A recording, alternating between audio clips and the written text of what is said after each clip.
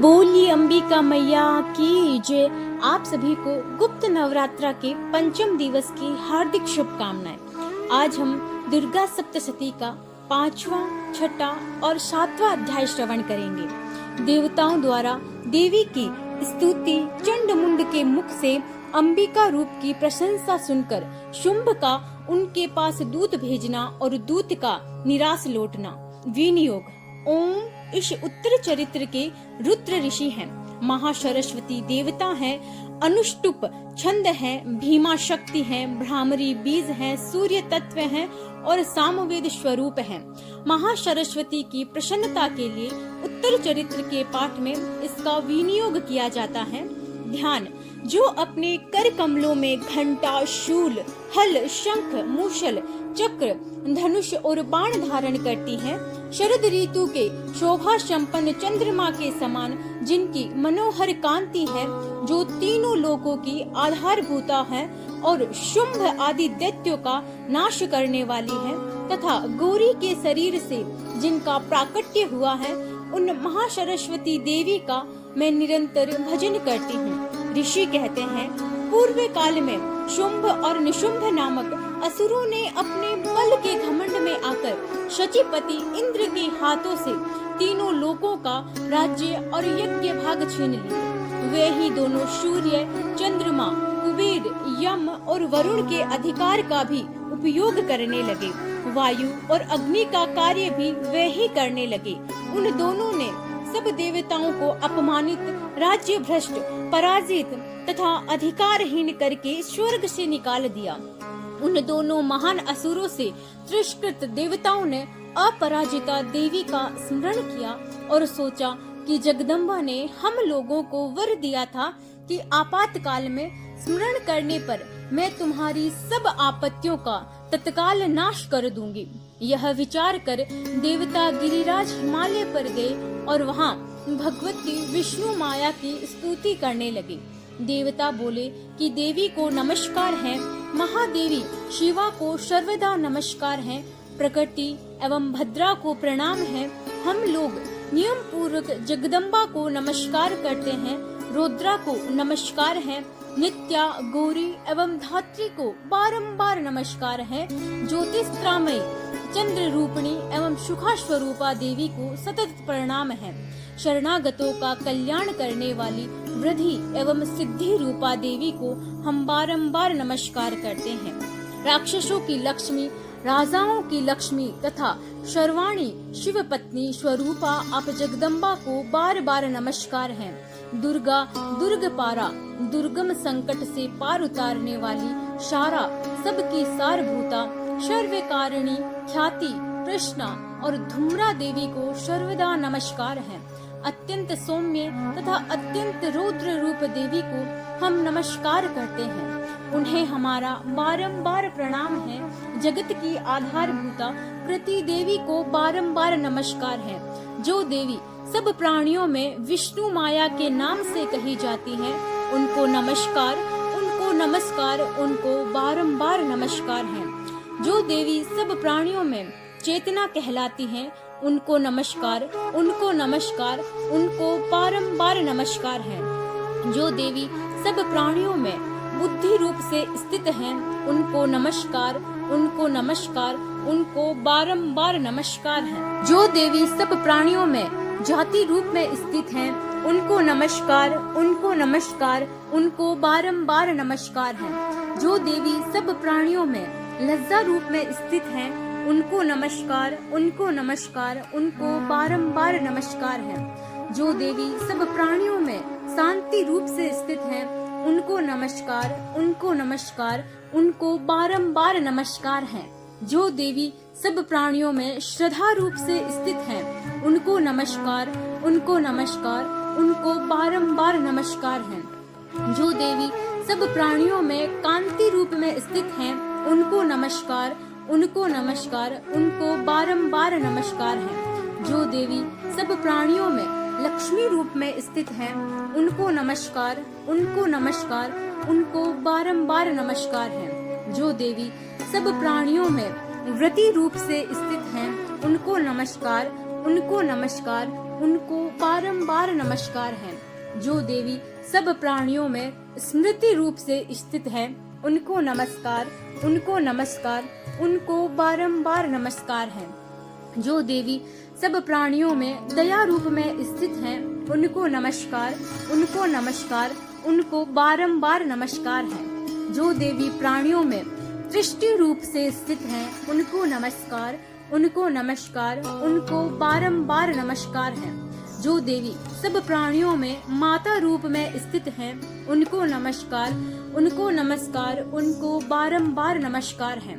जो देवी सब प्राणियों में भ्रांति रूप से स्थित है, उनको नमस्कार, उनको नमस्कार, उनको बारंबार नमस्कार है। जो जीवों के इंद्रियन वर्ग की अधिष्ठात्री देवी एवं सब प्राणियों में सदा व्याप्त रहने वाली हैं, उन व्याप्ति देवी को बारंबार नमस्कार है। जो देवी चैतन्य रूप से इस संपूर्ण जगत को व्याप्त करके स्थित है, उनको नमस्कार, उनको नमस्कार, उनको बारंबार नमस्कार है।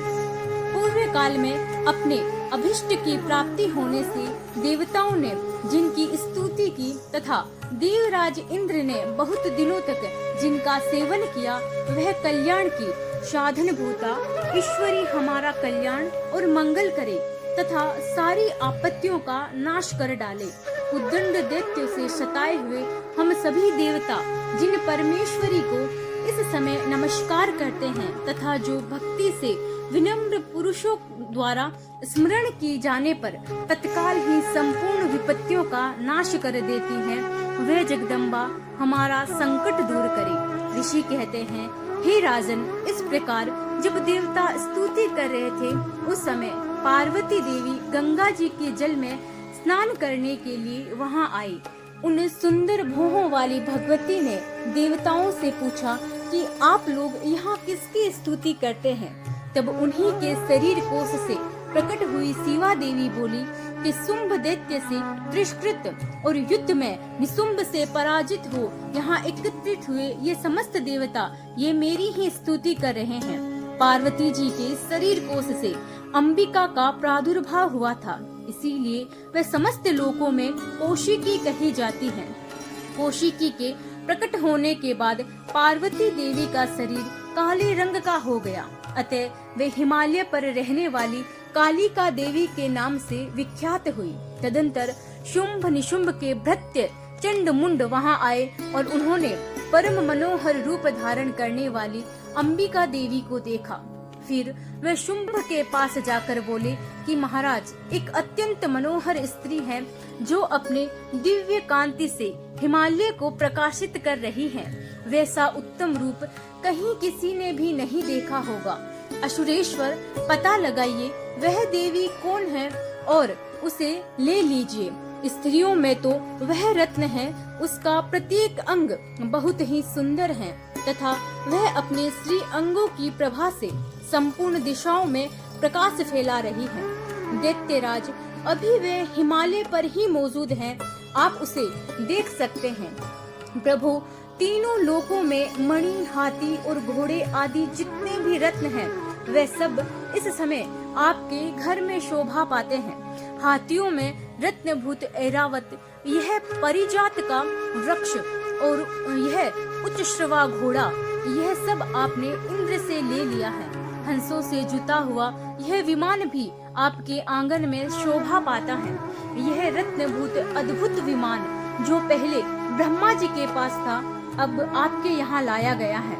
यह महापद्म नामक निधि आप कुबेर से छीन लाए हैं। समुद्र ने भी आपको कलंकिनी नाम की माला भेंट की है, जो केसरों से सुशोभित है और जिसके कमल कभी कुमलाते नहीं हैं। सुवर्ण की वर्षा करने वाले वरुण का छत्र भी आपके घर में शोभा पाता है तथा यह श्रेष्ठ रत्न जो पहले प्रजापति के अधिकार में था, अब आपके पास मौजूद है।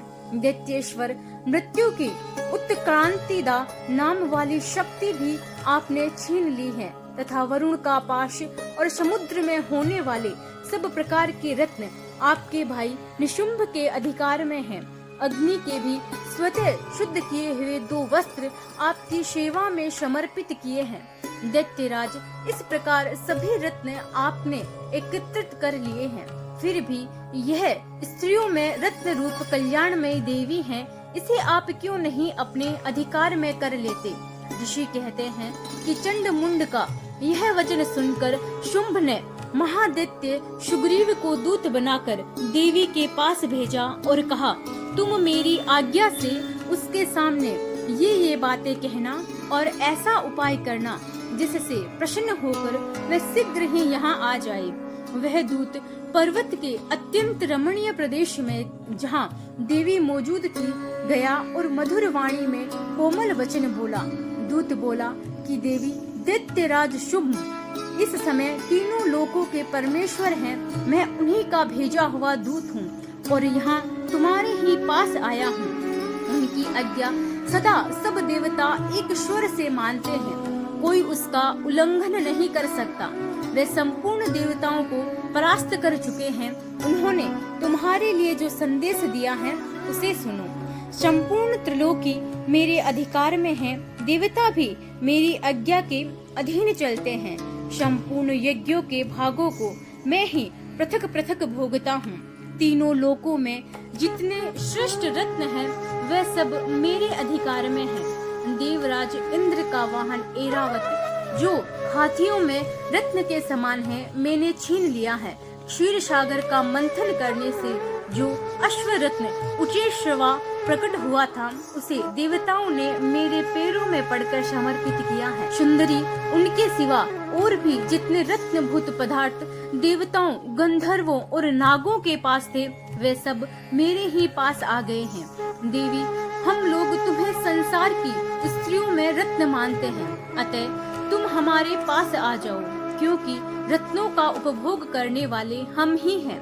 चंचल कटाक्षों वाली सुंदरी, तुम मेरी या मेरे भाई महापराक्रमी निशुंभ की सेवा में आ जाओ, क्योंकि तुम रत्न स्वरूपा हो। मेरा वरण करने से तुम्हें तुलना रहित महान ऐश्वर्य की प्राप्ति होगी।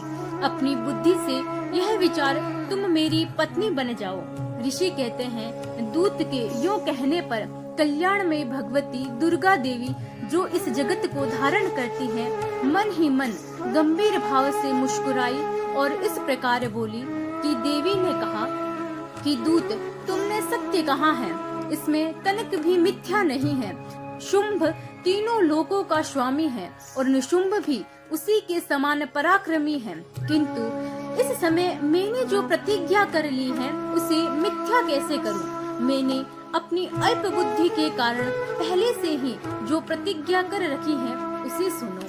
जो मुझे संग्राम में जीत लेगा, जो मेरे अभिमान को चूर्ण कर देगा तथा संसार में जो मेरे समान बलवान होगा, वही मेरा स्वामी होगा। इसीलिए शुंभ तथा महादैत्य निशुंभ स्वयं ही यहाँ पधारे और मुझे जीतकर शीघ्र ही मेरा पाणी ग्रहण कर ले। इसमें विलंब की क्या आवश्यकता है? दूत बोला, हे देवी, तुम घमंड में भरी हो, मेरे सामने ऐसी बातें न करो। तीनों लोकों में कौन ऐसा पुरुष है जो शुंभ और निशुंभ के सामने खड़ा हो सके? देवी, अन्य दैत्यों के सामने भी सारे देवता युद्ध में नहीं ठहर सकते, फिर तुम अकेली स्त्री होकर कैसे ठहर सकती हो? जिन शुंभ आदि दैत्यों के सामने इंद्र आदि देवता भी युद्ध में खड़े नहीं हुए, उनके सामने तुम स्त्री होकर कैसे जाओगी? इसीलिए तुम मेरे ही कहने से शुंभ और निशुंभ के पास चली जाओ। ऐसा करने से तुम्हारे गौरव की रक्षा होगी, अन्यथा जब वे केस पकड़कर घसीटेंगे तब तुम्हें अपनी प्रतिष्ठा खोकर जाना पड़ेगा। देवी ने कहा कि तुम्हारा कहना ठीक है, शुंभ बलवान है और निशुंभ भी बड़े पराक्रमी हैं, किंतु क्या करूं? मैंने पहले बिना सोचे समझे प्रतिज्ञा कर ली है, अतः अब तुम जाओ। मैंने तुमसे जो कुछ कहा है वह सब दैत्यराज से आदर पूर्वक कहना, फिर वह जो उचित जान पड़े सो करे। इस प्रकार श्री मार्कंडेय पुराण में शावरणिक मनवंत्र की कथा के अंतर्गत देवी महात्म्य में देवी दूत संवाद नामक 5वां अध्याय यही संपूर्ण होता है। बोलिए अंबिका मैया की जय। अब हम श्री दुर्गा सप्तशती का छठा अध्याय धूम्रलोचन वध का श्रवण करेंगे। ध्यान। मैं सर्वेश्वर भैरव के अंक में निवास करने वाली परमोत्कृष्ट पद्मावती देवी का चिंतन करती हूँ। मैं नागराज के आसन पर बैठी है, वे नागराज के आसन पर बैठी है। नागों के फणों में सुशोभित होने वाली मणियों के विशाल माला से उनकी दहलता उद्भाषित हो रही है। सूर्य के समान उनका तेज है। 3 नेत्र उनकी शोभा बढ़ा रहे हैं।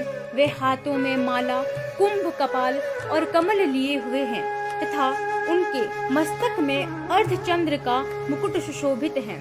ऋषि कहते हैं कि देवी का यह कथन सुनकर दूत को बड़ा अमर्ष हुआ और उसने दैत्यराज के पास जाकर सब समाचार विस्तार पूर्वक कह सुनाया। दूत के उस वचन को सुनकर दैत्यराज कुपित हो उठा और दैत्य सेनापति धूम्रलोचन से बोला कि धूम्रलोचन, तुम शीघ्र अपनी सेना लेकर जाओ और उस दुष्टा के केस पकड़कर घसीटते हुए उसे बलपूर्वक यहाँ ले आओ।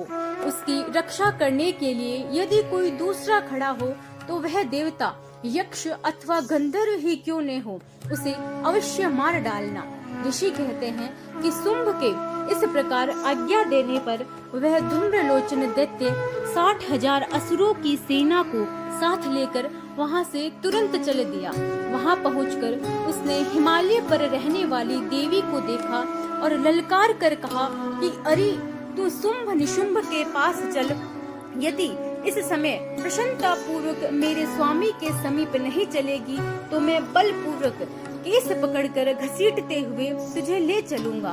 देवी बोली कि तुम्हें दैत्यों के राजा ने भेजा है। तुम स्वयं भी बलवान हो और तुम्हारे साथ विशाल सेना भी है।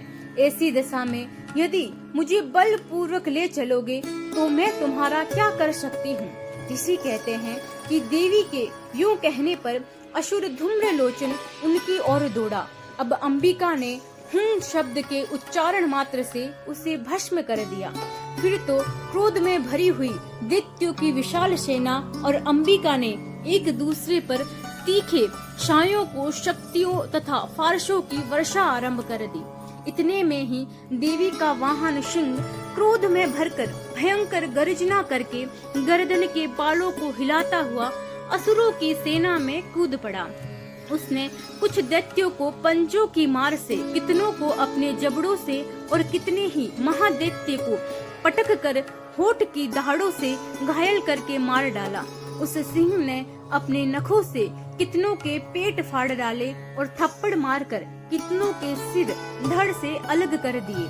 कितनों की भुजाएं और मस्तक काट डाले तथा अपनी गर्दन के बाल हिलाते हुए उसने दूसरे दैत्यों के पेट फाड़कर उनका रक्त चूस लिया। अत्यंत क्रोध में भरे हुए देवी के वाहन उस महाबली सिंह ने क्षण भर में ही असुरों की सारी सेना का संहार कर डाला। शुंभ ने जब सुना कि देवी ने धूम्रलोचन असुर को मार डाला तथा उसके सिंह ने सारी सेना का सफाया कर डाला, तब उस दैत्यराज को बड़ा क्रोध हुआ। उसका होठ कांपने लगा। उसने चंड और मुंड नामक 2 महादैत्यों को आज्ञा दी, हे चंड और हे मुंड, तुम लोग बहुत बड़ी सेना लेकर वहां जाओ। उस देवी के बाल पकड़कर अथवा उसे बांधकर शीघ्र यहाँ ले आओ। यदि इस प्रकार उसको लाने में संदेह हो तो युद्ध में सब प्रकार के अस्त्र शस्त्रों तथा समस्त आसुरी सेना का प्रयोग करके उसकी हत्या कर डालना। उस दुष्टा की हत्या होने तथा सिंह के भी मारे जाने पर उस अंबिका को बांधकर साथ ले शीघ्र ही लौट आना। इस प्रकार श्री मार्कंडेय पुराण में सावर्णिक मनवंतर की कथा के अंतर्गत देवी महात्म्य में धूम्रलोचन वध नामक छठा अध्याय यही पूर्ण होता है। बोलिए अंबिका मैया की जय। अब हम 7वां अध्याय श्रवण करेंगे, चंड और मुंड का वध। ध्यान। मैं मातंग देवी का ध्यान करती हूँ। वह रत्नमय सिंहासन पर बैठकर पढ़ते हुए तोते का मधुर शब्द सुन रही हैं। उनके शरीर का वर्ण श्याम है।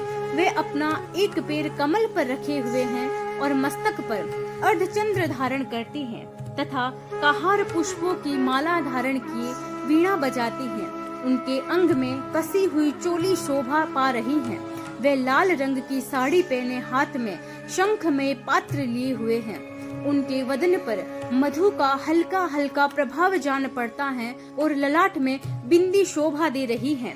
ऋषि कहते हैं कि तदंतर शुंभ की आज्ञा पाकर वह चंड मुंड आदि दैत्य चतुरांगिणी सेना के साथ अस्त्र शस्त्रों से सुसज्जित हो चल दिए।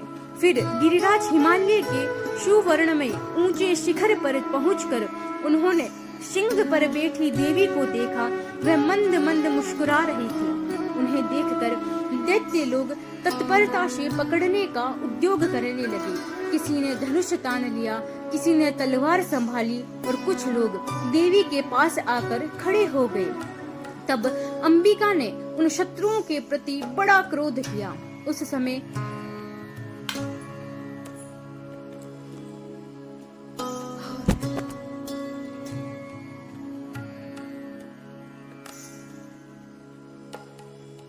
वे विचित्र खड्ग धारण किए और चिते के चर्म की साड़ी पहने नरमुंडों की माला से विभूषित थी। उनके शरीर का मांस सूख गया था, केवल हड्डियों का ढांचा था जिससे वे अत्यंत भयंकर जान पड़ती थी। उनका मुख बहुत विशाल था, जीभ लपलपाने के कारण वे और भी डरावनी प्रतीत होती थी। उनकी आंखें भीतर को धसी हुई और कुछ लाल थी। वे अपनी भयंकर गर्जना से संपूर्ण दिशाओं को गूंजा रही थी। बड़े बड़े दैत्यों का वध करती हुई वे कालिका देवी बड़े वेग से दैत्यों की उस सेना पर टूट पड़ी और उन सब को भक्षण करने लगी। वे पार्श्व रक्षकों, अंकुशधारी महावतों, योद्धाओं और घंटा सहित कितने ही हाथियों को एक ही साथ में पकड़कर मुंह में डाल लेती थी। इस प्रकार घोड़े, रथ और सारथी के साथ रथी सैनिकों को मुंह में डालकर वे उन्हें बड़े भयानक रूप से चबा डालती थी। किसी के बाल पकड़ लेती, किसी का गला दबा देती, किसी को पैरों से कुचल डालती और किसी को छाती के धक्के से गिराकर मार डालती थी। वे असुरों के छोड़े हुए बड़े बड़े अस्त्र शस्त्र मुंह में पकड़ लेती और रोष में भरकर उनको दांतों से पीस डालती थी। काली ने बलवान एवं दुरात्मा दैत्यों की वह सारी सेना रोंद डाली, खा डाली और कितनों को मार भगाया। कोई तलवार के घाट उतर गए, कोई खड्ग से पीट गया और कितने ही असुर दांतों के अग्रभाग से कुचल जाकर मृत्यु को प्राप्त हुए। इस प्रकार देवी ने असुरों की उस सारी सेना को क्षण भर में मार गिराया। यह देख चंड उन अत्यंत भयानक काली देवी की ओर दौड़ा तथा महादैत्य मुंड ने भी अत्यंत भयंकर बाणों की वर्षा से तथा हजारों बार चलाए हुए चक्रों से उन भयानक नेत्रों वाली देवी को आच्छादित कर दिया। वे अनेकों चक्र देवी के मुख में समाते हुए ऐसे जान पड़े मानो सूर्य के बहुतेरे मंडल बादलों के उदर में प्रवेश कर रहे हो। तब भयंकर गर्जना करने वाली काली ने अत्यंत रोष में भरकर विकट अट्टहास किया। उस समय उनके विकराल वदन के भीतर कठिनता से देखे जा सकने वाले दांतों के प्रभास से अत्यंत उज्जवल दिखाई देती थी। देवी ने बहुत बड़ी तलवार हाथ में ले हुं का उच्चारण करके चंड पर धावा बोल और उनके केस पकड़कर उसी तलवार से उसका मस्तक काट डाला। चंड को मारा देख कर मुंड भी देवी की ओर दौड़ा। तब देवी ने रोष में भरकर उसे भी तलवार से घायल करके धरती पर सुला दिया। महापराक्रमी चंड और मुंड को मारा गया देख मरने से बची हुई बाकी सेना भय से व्याकुल हो चारों ओर भाग गई। तदंतर काली ने चंड और मुंड का मस्तक हाथ में ले चंडिका के पास जाकर प्रचंड अट्टहास करते हुए कहा कि देवी, मैंने चंड और मुंड नामक इन दो महापशुओं को तुम्हें भेंट किया है। अब युद्ध यज्ञ में तुम शुंभ और निशुंभ का स्वयं ही वध करना। ऋषि कहते हैं कि वहां लाए हुए उन चंड मुंड नामक महादैत्यों को देखकर कल्याण में चंडी ने काली से मधुर वाणी में कहा कि देवी, तुम चंड और मुंड को लेकर मेरे पास आई हो, इसीलिए संसार में तुम्हें चामुंडा के नाम से तुम्हारी ख्याति होगी। इस प्रकार श्री मार्कंडेय पुराण में शावर्णिक मनवंतर की कथा के अंतर्गत देवी महात्म्य में चंड मुंड वध नामक 7वां अध्याय यही संपूर्ण होता है।